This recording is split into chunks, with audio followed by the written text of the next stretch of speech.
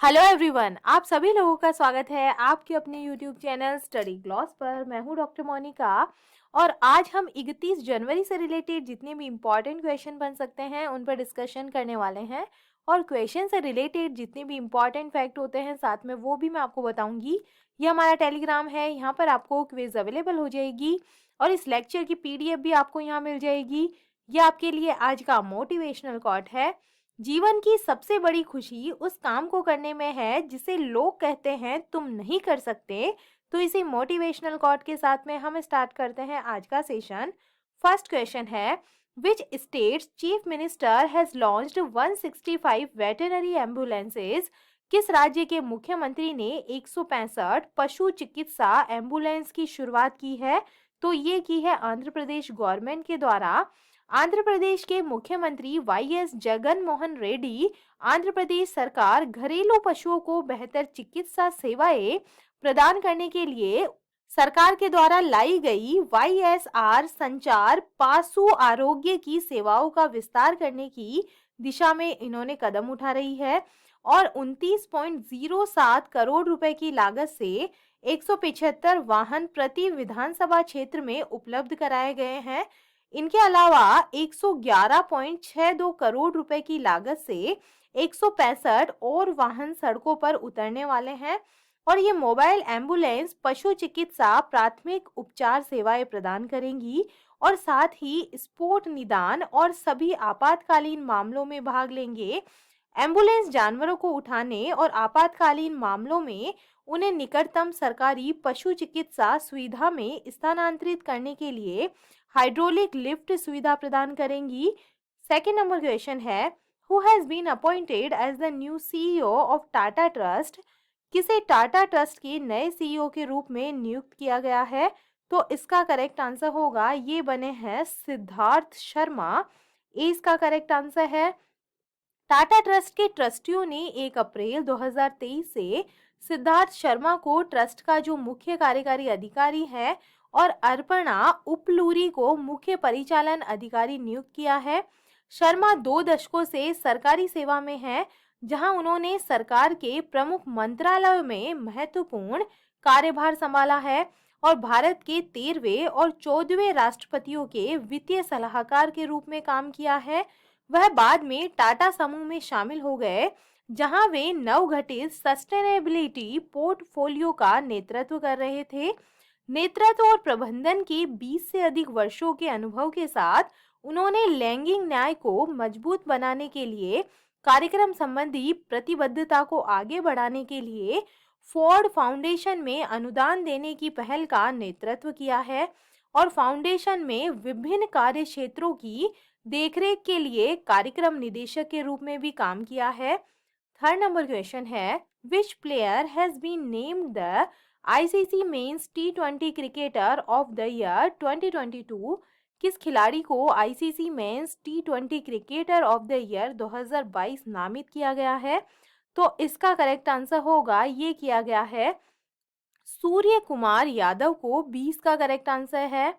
भारतीय टीम के धुआंधार बल्लेबाज सूर्य कुमार यादव ने 2022 में बल्ले से धमाल मचाया था और टी20 में सूर्या दुनिया में सबसे ज्यादा रन बनाने वाले बल्लेबाज थे। सूर्या को आईसीसी मेंस टी20 क्रिकेटर ऑफ द ईयर 2022 का अवार्ड दिया गया है।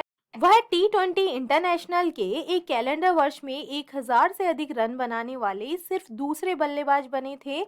इन्होंने 187.43 की स्ट्राइक रेट से 1164 रन बनाए थे और ये 2022 में सबसे ज्यादा रन बनाने वाले बल्लेबाज थे।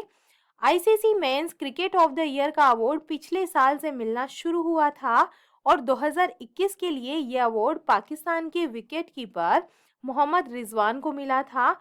इस बार सूर्या के अलावा रिजवान, इंग्लैंड के सेम करेन और जिम्बाब्वे के सिकंदर रज्जा नामित थे। टॉप क्रिकेट क्वेश्चंस की हम बात करें, Virat Kohli has become the highest run scorer in टी20 cricket. Ayan Khan has become the youngest player to debut in the टी20 वर्ल्ड कप।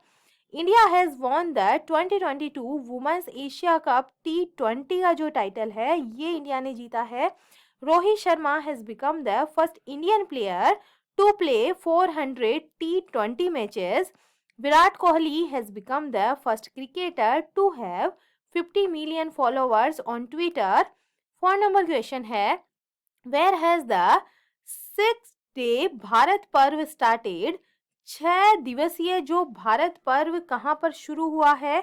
तो ये हुआ है राजधानी दिल्ली के अंदर। ए इसका करेक्ट आंसर है। राजधानी दिल्ली में 2 साल के बाद में लाल किला में स्थित पार्क और माधव दास पार्क में भारत पर्व का आगाज हो गया है। पर्व में विभिन्न राज्यों के व्यंजन से लेकर भारत की संस्कृति, कला की झलक देखने को मिलेगी। और केंद्रीय पर्यटन मंत्री जी किशन रेड्डी ने भारत पर्व का उद्घाटन किया है। भारत संस्कृति और विरासत का देश है और भारत पर्व एक भारत श्रेष्ठ भारत के संकल्प को पूरा करता है। वर्ष 2016 में भारत पर्व की शुरुआत हुई थी, लेकिन बीच में कोरोना के चलते आयोजन नहीं हो सका था और इस वर्ष 31 जनवरी तक भारत पर्व का आयोजन चलेगा। क्षेत्रीय सांस्कृतिक केंद्रों के साथ साथ राज्यों और केंद्र शासित प्रदेशों के सांस्कृतिक मंडलों के द्वारा सांस्कृतिक प्रदर्शन, एक अखिल भारतीय फूड कोर्ट और 65 हस्तकला स्टॉलों के साथ एक अखिल भारतीय शिल्प बाजार इस पर्व का हिस्सा है। दिल्ली की हम बात करें, Delhi government has started mission Kushal Karmi जो है ये स्टार्ट हुआ है। एनवायरमेंट मिनिस्ट्री विल ऑर्गेनाइज हरियाली महोत्सव जो है ये ऑर्गेनाइज यहाँ पे करवाएगी। The country's first animal health जो समिट है इसका इनोग्रेशन यहाँ हुआ था। Delhi CM announced biggest shopping festival जो है उसका अनाउंसमेंट यहाँ पे किया गया है। The historical torch relay of the 44 chess olympiad was inaugurated by prime minister Modi from new Delhi. The 39th Commanders Conference of the ICG was inaugurated by Rajnath Singh in Delhi.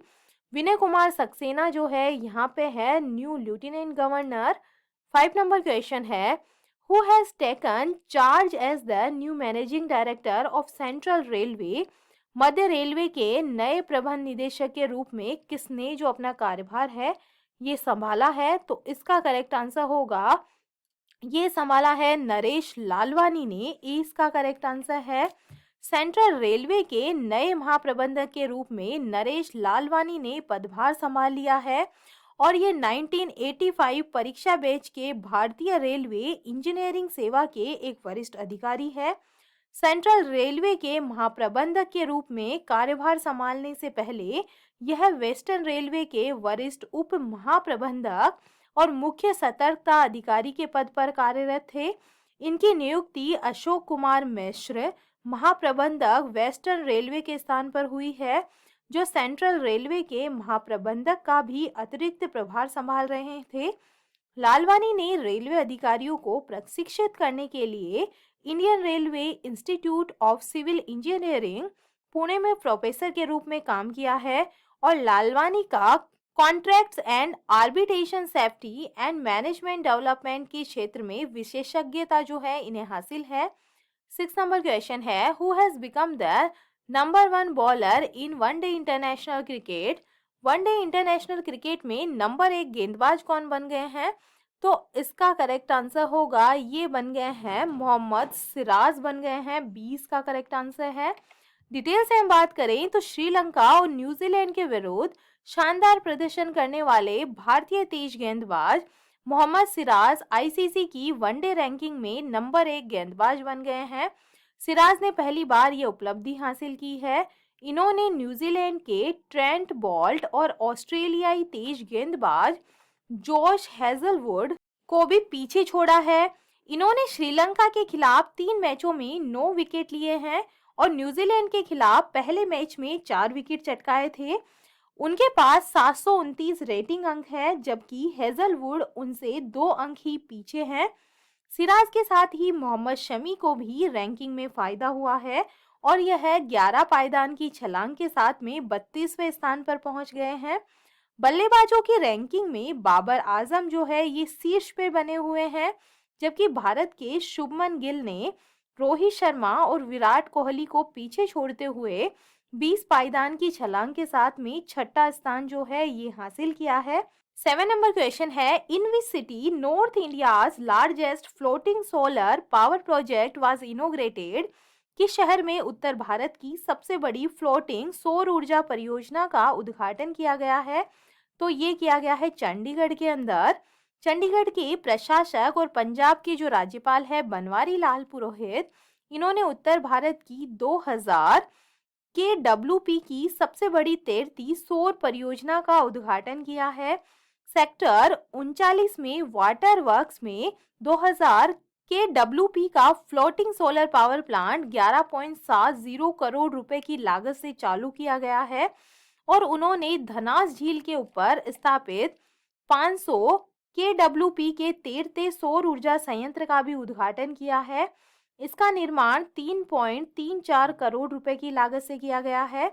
दोनों परियोजनाओं को crest Chandigarh renewable energy and science and technology promotion society के द्वारा design और निष्पादित किया गया है और 20% मॉड्यूल दक्षता के साथ में प्रति वर्ष न्यूनतम 35 लाख यूनिट उत्पन्न ये करेगा।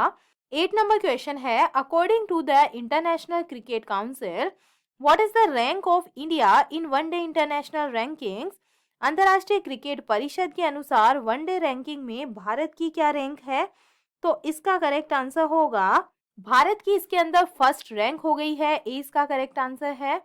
भारत ने वनडे सीरीज के आखिरी मुकाबले में न्यूजीलैंड को 90 रनों से हरा दिया है और इंदौर में खेले गए तीसरे मुकाबले में भारत ने पहले बल्लेबाजी करते हुए 385 रन बनाए और इस जीत के साथ में ही भारत वनडे रैंकिंग में टॉप पर पहुंच गया है।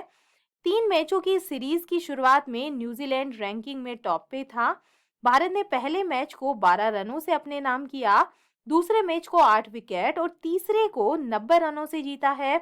भारत के 114 रेटिंग पॉइंट है और 111 रेटिंग पॉइंट के साथ न्यूजीलैंड जो है ये चौथे नंबर पर पहुंच गया है। वनडे की तरह T20 की टीम रैंकिंग में भी भारत टॉप पर है। वही टेस्ट में टीम इंडिया ऑस्ट्रेलिया के बाद दूसरे नंबर पर है। अगले महीने बॉर्डर गावस्कर सीरीज है, उसमें भारत के पास टेस्ट में भी दुनिया की नंबर 1 टीम बनने का मौका होगा। 9 नंबर क्वेश्चन है, which country commission the first of its 4 planned oil drilling rigs and began drilling the first production well. किस देश ने अपने 4 नियोजित तेल ड्रिलिंग रिंग में से पहला शुरू किया और पहले उत्पादन कुएं की ड्रिलिंग शुरू की? तो इसका करेक्ट आंसर होगा ये की है युगांडा ने। 20 का करेक्ट आंसर है। युगांडा ने आधिकारिक तौर पर एक तेल ड्रिलिंग कार्यक्रम शुरू किया है क्योंकि ये कच्चे उत्पादक राष्ट्रों के क्लब में एक मेगा प्रोजेक्ट के साथ शामिल होना चाहता है जिसने पर्यावरण समूहों को उकसाया है। किंगफिशर क्षेत्र देश के पश्चिम में एक झील के नीचे युगांडा के तेल भंडार को विकसित करने और तंजानिया में एक हिंद महासागर बंदरगाह के माध्यम से कच्चे तेल को अंतर्राष्ट्रीय बाजारों में बेचने के लिए एक विशाल पाइपलाइन बनाने के लिए $10 बिलियन की योजना का हिस्सा है। युगांडा का पहला तेल 2025 में प्रवाहित होने की उम्मीद है और दुनिया के सबसे जैव विविधता वाले क्षेत्रों में से एक में भंडार की खोज के लगभग 2 दशक के बाद में 2006 में लेक अल्बर्ट में तेल की खोज ने युगांडा के लिए आर्थिक वृद्धि की उच्च उम्मीदें जगाई थी। जो पूर्वी अफ्रीका भूमि से घिरा हुआ था, देश जहां बहुत से लोग गरीबी में रहते हैं और झील के नीचे अनुमानित 6.5 बिलियन बैरल कच्चे तेल है जिनमें से लगभग 1.4 बिलियन वसूली योग्य है। भंडार 30 साल तक चलने की उम्मीद है और जो उत्पादन है 2,30,000 बैरल प्रतिदिन के चरम पर है। 10 नंबर क्वेश्चन है, which bank has transferred entire 40% share holding in Russian जेवी टू एसबीआई। किस बैंक ने रूसी संयुक्त उद्यम में एसबीआई को संपूर्ण 40% शेयरधारिता स्थानांतरित की है? तो इसका करेक्ट आंसर होगा ये की है कैनरा बैंक ने। 20 का करेक्ट आंसर है। सार्वजनिक क्षेत्र के ऋणदाता कैनरा बैंक ने घोषणा की है कि उसने मॉस्को में कमर्शियल इंडोबेल एलएलसी में इक्विटी शेयरों की बिक्री के लिए देश के सबसे बड़े ऋणदाता भारतीय स्टेट बैंक के साथ में एक शेयर बिक्री समझौता किया है। कमर्शियल इंडो बैंक एलएलसी रूस में एसबीआई और कैनरा जो बैंक है, एसबीआई 60% और कैनरा बैंक 40% के बीच में एक संयुक्त उद्यम ये है, जो वर्ष 2003 में शामिल किया गया था, जिसकी जो कुल संपत्ति है ये 31 मार्च 2022 तक 215.91 करोड़ रुपए थी। कैनरा बैंक ने स्टॉक एक्सचेंजों को सूचित किया कि उसने सेंट्रल बैंक ऑफ रूस की मंजूरी के बाद में शेयर बिक्री समझौते के आधार पर 30 नवंबर 2022 को सीआईबीएल में अपने सभी शेयरों को एसबीआई में स्थानांतरित कर दिया था। और कैनरा बैंक ने एक फाइलिंग में कहा है कि ऋणदाताओं को 31 मार्च 2023 को या उससे पहले लेन देन पूरा करने की उम्मीद है। कैनरा बैंक भारत सरकार के वित्त मंत्रालय के नियंत्रण और स्वामित्व में एक भारतीय सार्वजनिक क्षेत्र का ये बैंक है। 1906 में मैंगलोर में अम्मेबल सुब्बाराव पई के द्वारा स्थापित बैंक के कार्यालय लंदन, दुबई और न्यूयॉर्क में भी है। चलिए कल के जो एमसीक्यू है उन्हें हम रिवाइज कर लेते हैं। फर्स्ट नंबर क्वेश्चन है, किस राज्य सरकार ने किसानों के लिए जल संरक्षण योजना शुरू की है? तो ये झारखंड गवर्नमेंट ने की है। सेकंड नंबर क्वेश्चन है, अमूल का नया अध्यक्ष किसे नियुक्त किया गया है? तो ये जो है ये बने हैं शमल भाई पटेल बने हैं। थर्ड नंबर क्वेश्चन है, किस देश की सरकार ने यानोमानी क्षेत्र में मेडिकल इमरजेंसी की घोषणा की है? तो इसका करेक्ट आंसर होगा ये की गई है ब्राजील के अंदर, डी इसका करेक्ट आंसर है। फोर नंबर क्वेश्चन है, किस एयरपोर्ट ने बेस्ट सस्टेनेबल ग्रीनफील्ड एयरपोर्ट का जो अवार्ड है ये जीता है? तो इसका करेक्ट आंसर होगा ये गोवा एयरपोर्ट ने जीता है। 5 नंबर क्वेश्चन है, कहाँ 100 दिनों का जो डेज टू बीट प्लास्टिक अभियान है ये शुरू किया गया है? तो ये दिल्ली के अंदर जो है ये शुरू किया गया है। 6 नंबर क्वेश्चन है, यूएस राष्ट्रपति ने किसे उत्तर कोरिया के मानवाधिकार राजदूत के रूप में नियुक्त किया है? तो इसका करेक्ट आंसर होगा ये बने हैं जूली टर्नर, 20 का करेक्ट आंसर है। 7 नंबर क्वेश्चन है, श्रीलंका के ऋण पुनर्गठन कार्यक्रम का समर्थन करने वाला पहला देश कौन सा बन गया है? तो इसका करेक्ट आंसर है ये बन गया है इंडिया। 8 नंबर क्वेश्चन है, किसे आईआईएम अहमदाबाद के निदेशक के रूप में नियुक्त किया गया है? तो ये बने हैं प्रोफेसर भरत भास्कर बने हैं, 20 का करेक्ट आंसर होगा। 9 नंबर क्वेश्चन है, U20 ग्रुप की पहली बैठक कहाँ पर आयोजित होगी? तो ये होने वाली है गुवाहाटी के अंदर। 10 नंबर क्वेश्चन है, कौन सा देश फिडे वर्ल्ड चैंपियनशिप 2023 की मेजबानी करेगा? तो इसका करेक्ट आंसर होगा ये करने वाला है कजाकिस्तान, ए इसका करेक्ट आंसर है। और ये था कल का स्टडी ग्लॉस क्वेश्चन। नासा के नए जो मुख्य प्रायोगिक विद के रूप में किसे नियुक्त किया गया है? तो ये बने हैं एसी चारनिया, 20 का करेक्ट आंसर है। और ये है आप लोगों के लिए आज का स्टडी ग्लॉस क्वेश्चन। रिपोर्ट के अनुसार 2022 में भारत का जो सबसे प्रदूषित शहर है ये कौन सा रहा है? तो इसका आंसर आप मुझे कमेंट सेक्शन में दीजिएगा। ये हमारा टेलीग्राम है, यहाँ पर आपको क्विज अवेलेबल हो जाएगी और इस लेक्चर की जो पीडीएफ है वो भी आपको यहाँ मिल जाएगी। आई होप आपको सेशंस पसंद आ रहे होंगे। अगर पसंद आ रहे हैं तो इन्हें लाइक कीजिए, अपने दोस्तों के साथ में शेयर कीजिएगा।